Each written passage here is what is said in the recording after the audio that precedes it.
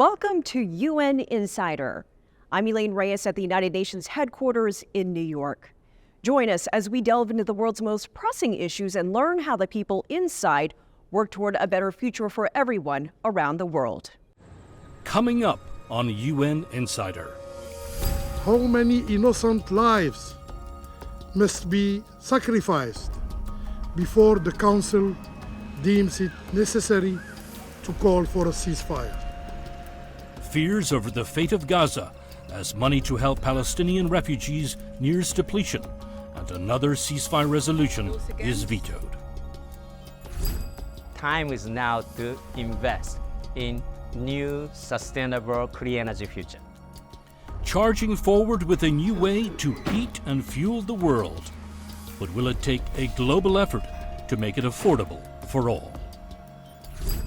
Tourism is the most resilient industry in the world. International travelers are once again exploring the globe. Could the industry see a return to pre-pandemic levels? Next.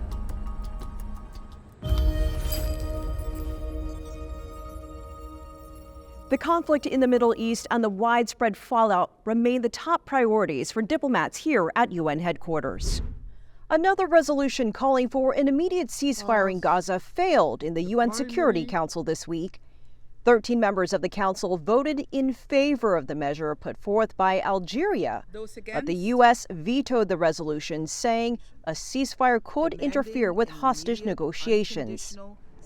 It's the third time the U.S. has vetoed a measure calling for an immediate ceasefire between Israel and Hamas. It comes as hospitals in Gaza struggle to provide medical care and civilians in the territory face the threat of famine. On the issue of a ceasefire to halt the fighting in Gaza, it is not that the Security Council does not have an overwhelming consensus, but rather it is the exercise of the veto by the United States that has stifled the Council consensus. The U.S. veto sent a wrong message, pushing the situation in Gaza into a more dangerous one. While the Security Council ceasefire resolution is being vetoed, innocent civilians in Gaza are dying in the fighting, and they are struggling on the brink of death. Shudeja is monitoring developments inside the halls of the UN. Deja. Yes, Elaine. This weekend marks the second anniversary of the Ukrainian conflict, or 10th anniversary of Crimea crisis. The Security Council and General Assembly are said to have meetings on this anniversary. Normally, this would be the headlines of this week's UN news. However, when this 2-year-long Ukrainian conflict is overshadowed by a potential ground military operation in Rafah, ICJ hearings on the occupation of Palestine, and a showdown in Security Council, it could be only one of the top news, not headline spatters. For most of us correspondents in the United Nations, the ill-fated Algerian draft resolution on Gaza demanding for an immediate humanitarian ceasefire that must be respected by all parties. The draft resolution was submitted to the Security Council a couple of weeks ago and gained a large amount of support. But just like what we hinted last week, without US on board, the fate of this draft resolution was written. And without surprise, this draft resolution has been vetoed by the United States. Those against? The draft resolution has not been adopted, owing to the negative vote of a permanent member of the Council. Since the start of Gaza conflict, the U.S. has vetoed 4 draft resolutions and amendments concerning the situation in Gaza. All of the texts, which were vetoed by the United States, had one thing in common: urging for an immediate ceasefire. Another thing at stake now is two-state solution. Obviously, Israeli Knesset voted 99 out of 120 to reject the recognition of a Palestinian state. What does that mean? Yesterday, Israeli parliament voted 99 out of 120 to support Prime Minister Netanyahu's statement that the rejection of any unilateral recognition of a Palestinian state So any response from this for this? I mean, we're not going to respond to every vote taken in every parliament around the world. Yeah, but look, listen, what I'm saying, our position remains the same, right? We're working. We want people to work towards a two-state solution. The Secretary General continues to believe in that. But with Israel, I mean, most of its parliament members reject the recognition of a Palestinian state. How would you make sure that this two-state solution is still alive here? Well, we're continuing to work towards it, and I don't think the Secretary General is alone in that fight. And this is also why Palestinian diplomats decided to accelerate their efforts for UN member state admission. We began the discussions of such steps. We will intensify these discussions, and we will use a variety of things, including we might have a statement and solicit signature from member states welcoming and supporting the admission of the State of Palestine to membership before, in fact, going to the Security Council and to submit a resolution calling for recommendation to admit the State of Palestine to the membership of the United Nations. There's so much going on concerning Gaza situation, and I'm afraid to say it will still dominate the agenda in the near future. And that's all from me. Elaine. Shudaja, thanks. The UN's Relief Agency for Palestinian Refugees is facing an uncertain future. An investigation is underway after several UNRWA workers were accused of involvement in the October attacks on Israel. UNRWA relies largely on donor funds to operate, and with several donor nations suspending their contributions, the agency could soon be forced to stop operations. For millions of Palestinians in Gaza, the primary UN agency UNRWA is a lifeline. They depend on it for healthcare, social services, jobs and food. UNRWA staff were accused last month of participating in the October 7th attacks on Israel. This led to a full-blown United Nations investigation. At least 17 donor countries and the European Union cut their funding, which the agency says has worsened an already dire humanitarian situation. UNRWA warns that it will most likely be forced to shut down its operations in the Middle East at the end of the month if the funding does not resume. But the United Nations says there is no other agency in the world that can replace UNRWA. Any attempt of replacement that is not possible, if it would be possible, would mean a huge multiplication of the resources needed for the humanitarian action. One expert believes the funding cuts are collective punishment for Palestinians living in the Gaza Strip. Let's be very clear as well. Israel has had a vendetta against UNRWA for a very long time, precisely because their presence, the life-saving support they provide to Palestinian refugees.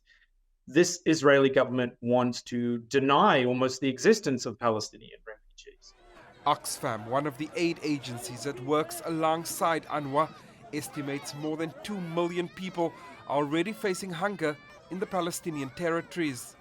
Oxfam and other aid organizations have no capacity to consume the work and the role that UNRWA is currently doing. And it will be disastrous, let me just put it that way. UNRWA closing shop on the 1st of March is something that we can't even begin to imagine. I think this is a time when with everything that's happening in Gaza, this is the time when aid should be increased. But Israel's ambassador to the United Nations says there's long-standing proof that Hamas has infiltrated UNRWA and the UN has done nothing about it. We implored them for years to carry out a comprehensive search of all UNRWA facilities in Gaza. Yet not only did they refuse, they chose to bury their heads in the sand and ignore the reality. A claim the United Nations has refuted. Countries like the US, Germany and the United Kingdom have publicly maintained that they will only reinstate funding once the investigation is complete. The UN Secretary General will only receive an interim report into that investigation in late March.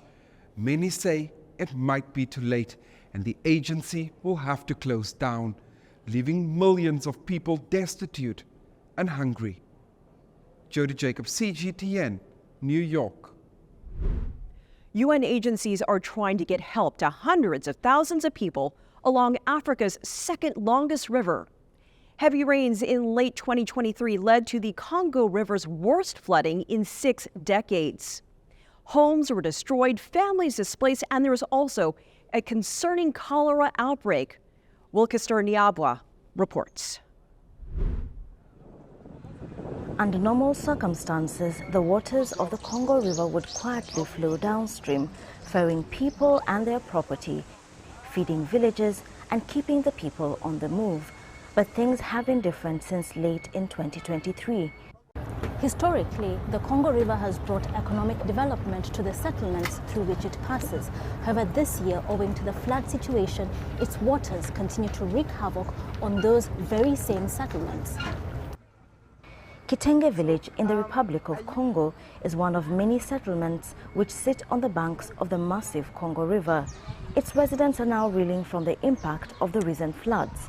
The flooding began in November when the region received exceptionally high amounts of rainfall.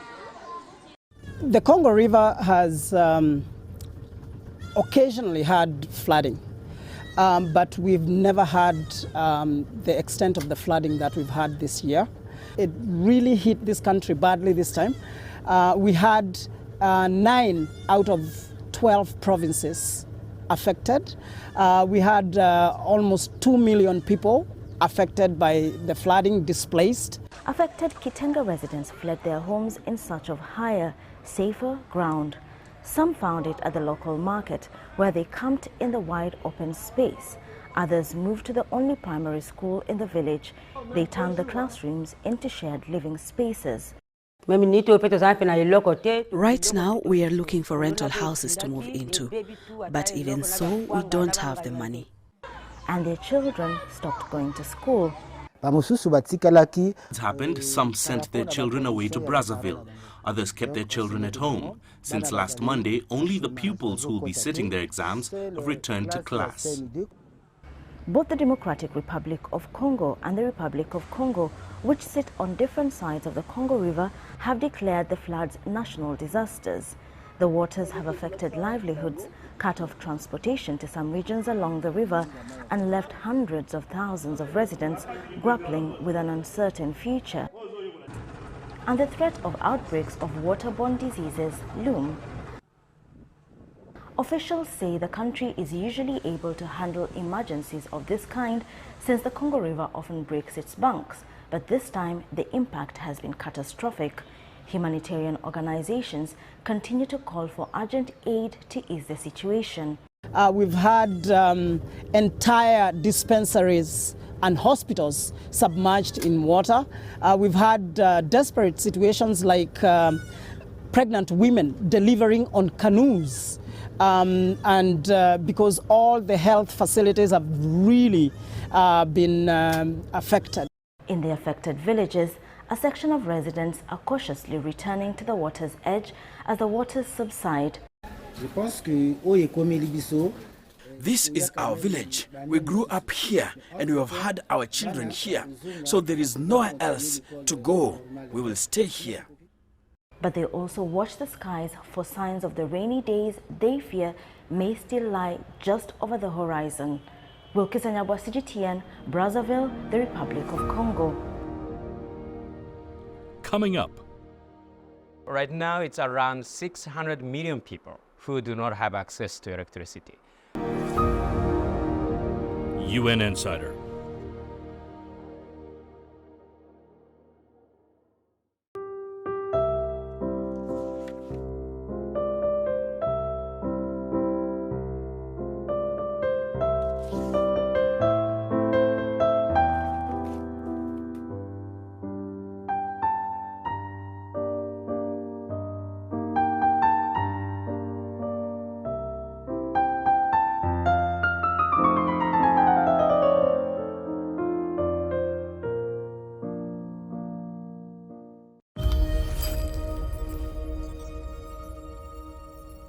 Renewable energy sources now produce about 29% of the world's electricity.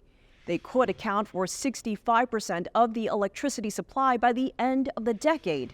Investing in renewables could save the world more than $4 trillion by the year 2030. New energy vehicles are a big part of the global effort to shift away from fossil fuels. They could help bring the world closer to meeting climate goals. Omar Khan shows us how a Chinese company is working to improve clean energy technology. Established nearly 3 years ago, Greater Bay Technology develops ultra-fast charging energy systems and batteries. The young company has already become a trailblazer in the NEV battery industry, setting a world record for the fastest EV charging technology. So in just 5 minutes, the battery at the bottom of this vehicle can be charged to have a range of over 200 kilometers for suburban use. The future of driving on our roads is becoming both greener and smarter. The rush to make breakthroughs is backed by market trends and the reality of electric-powered vehicles dominating our roads in the years to come. GBT is staying ahead of the curve, as they know this opportunity is one that can't be missed. The convenience of charging is currently the biggest pain point for consumers. The development of new energy vehicles is indeed very rapid and is really fast in China. The penetration rate of new energy vehicles in China reached 31.6% in 2023, which was very high. This means that the new energy vehicles will comprehensively replace fuel vehicles, which is the trend. So how has China come so far? The country's NEV development dates back some 20 years, with policies starting to come in around 2009 and with a global presence already being felt by 2016. GBT sees China's growth and development in the industry as the right pieces coming together. Throughout this entire process, research, production, supply, and marketing, including building up this ecosystem alongside supporting policies, it is all a systematic project. All players have formed a joint force in all aspects, and that's why the NEV industry chain in China has become globally competitive. Synergy across the board has undoubtedly helped fuel China's green vehicle prowess, but that's not to say competition from international producers doesn't exist. Yet for the time being, it appears that China's NEV producers and complementary industries are all geared up and ready to pave way for a greener, smarter, and more efficient future. Omar Khan, CGTN, Guangzhou. Transitioning away from fossil fuels is a key component of the UN's Sustainable Development Goals. Minoru Takada is Deputy Director and Head of the Secretariat of UN Energy. Mr. Takada, thank you so much for joining us. The UN's goal is to ensure electricity access, universal access to everyone by the year 2030. How close are you to that goal? Around 2010, we had about 1 billion people in the world who did not have access to electricity. Right now, it's around 600 million people who do not have access to electricity. So there's a progress.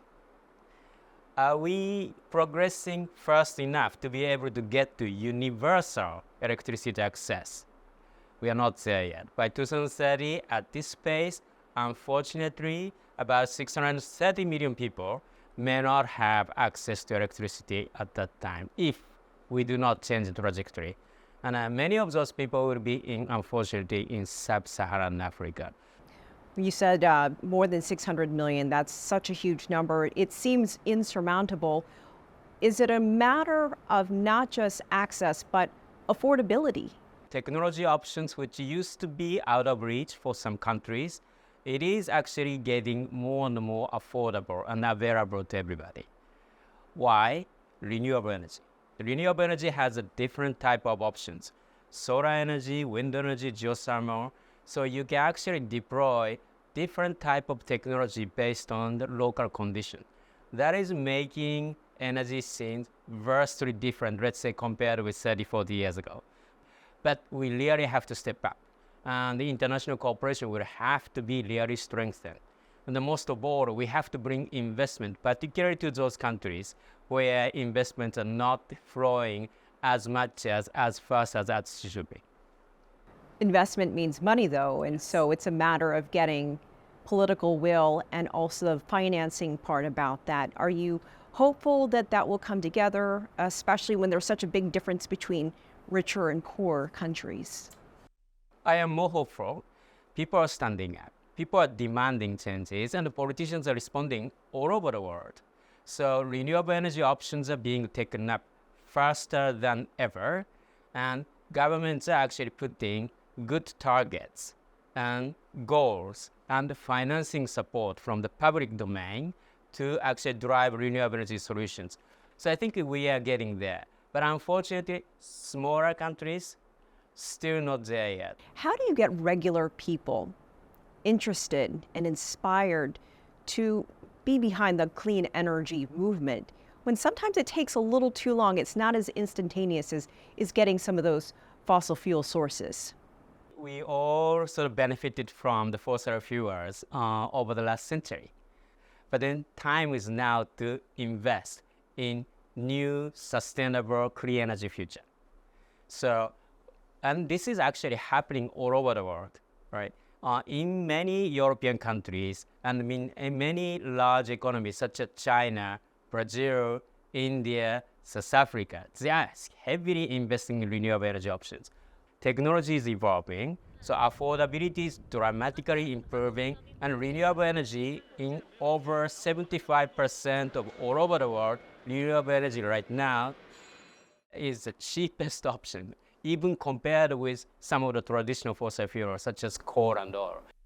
You gave China as an example as a leader in the clean energy movement. As we see right now, new energy vehicles, EVs, are all the rage there. Can you talk about EVs for a moment? Because that's something that everyday people can wrap their heads around. I mean, we see them on the roads already.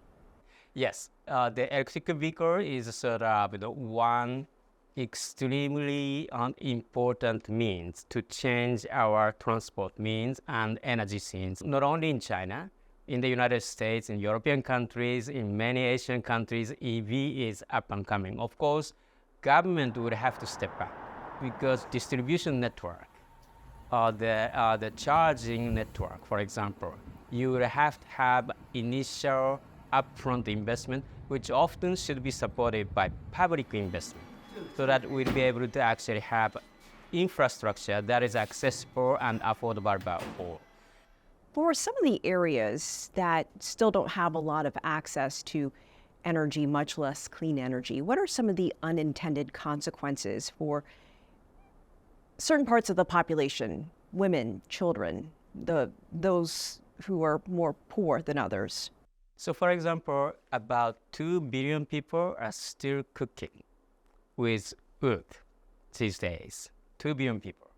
So you can imagine that sort of the burden that women in particular, who in many developing countries still are the dominant forces when it comes to cooking.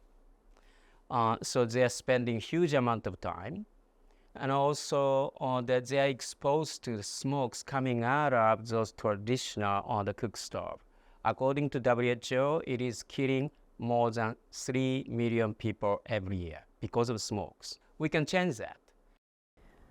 What are some areas or regions that give you the most hope and the most optimism, that are showing the most progress right now? So the large developing countries, I mentioned China, but also India, Brazil, they are really sort of investing in renewable energy. And thanks to their sort of, size of the market, the renewable energy is flourishing. But we are also seeing that in those countries where technology is rapidly being developed, that technology is also being made available to other countries, such as in Africa. So I think we are seeing that kind of knock-on effect to come. Mr. Minoru Takada, thank you for joining us. Thank you very much. Coming up. Tourism is the most resilient industry in the world. UN Insider.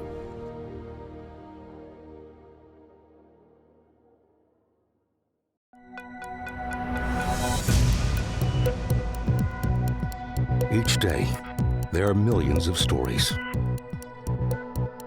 Each one can open new perspectives, new possibilities. Wherever you look, we are there. To see, discover, explore. We put the pieces together to find what really matters to you, all around the world, all around the clock. Our reporters are at home across the globe. From our headquarters in Beijing and production centers in Washington, Nairobi, and London. Stories from across the globe, reaching people across the globe. CGTN. See the difference.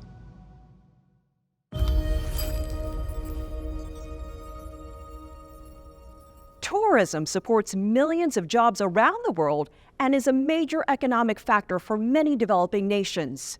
COVID-19 delivered major setbacks for the industry, but a new UN report shows international tourism nearly matched pre-pandemic levels last year. And as Karina Mitchell shows us, the trend is expected to continue. Global tourism proved to be robust last year. According to a recent report from the United Nations, 2023 was marked by some 1.3 billion international tourist arrivals, slightly below pre-pandemic levels. Tourism is the most resilient industry in the world. The Middle East saw the biggest rebound, with arrivals surpassing 2019 levels by 22%. Africa reached 96% of pre-pandemic levels, while the Americas saw a 90% recovery. This recovery was driven by a strong demand from major source markets, for example, the United States, as well as Germany. The Asia-Pacific region was the laggard. However, the executive director of UN Tourism says she expects that to change this year, in part due to visa facilitation initiatives being implemented in China. New measures adopted by the Chinese government will enable visa on arrival to apply for visa extension without leaving the country. So it will make the country more competitive. And of course, more flight capacity will also help to boost Chinese domestic and international tourism. With strong demand, the UN report revealed overall global tourism is on track to meet and surpass pre-pandemic levels by the end of 2024. Receipts from international tourism hit 1.4 trillion last year, just shy of the 1.5 trillion reached in 2019. Bayona says tourism revenue and investment from China are crucial to GDP growth and a global economic recovery. China is one of the key markets when it comes to foreign direct investment.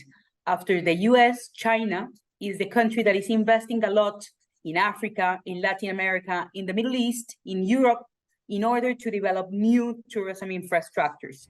But despite the forward momentum, one hospitality expert says a full recovery does face headwinds, including geopolitical tensions. Last thing we would need in overall, globally, and tourism professional, a war with Iran. So that to me is a major thing that would change the entire dynamics. Bayona agrees. She says another key issue is that as domestic and international travel grows, so must efforts at travel sustainability. At the end of the day, thanks to natural resources, tourism exists.